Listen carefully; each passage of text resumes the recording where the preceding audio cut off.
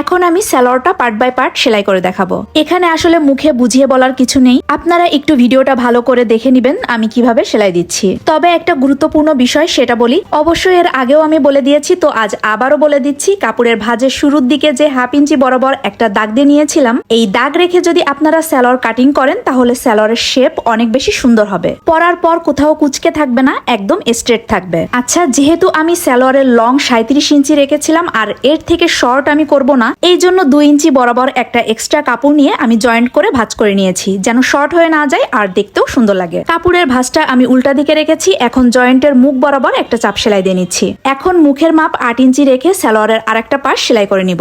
আপনি যাই বানান না কেন সেটাকে সুন্দরভাবে ফুটিয়ে তোলার দায়িত্ব কিন্তু আপনার। যে ড্রেসই বানান না কেন, যেভাবে বানালে ড্রেসের ফিনিশিং বা ড্রেসের সৌন্দর্য বৃদ্ধি করবে আপনি সেভাবে বানানোর চেষ্টা করবেন।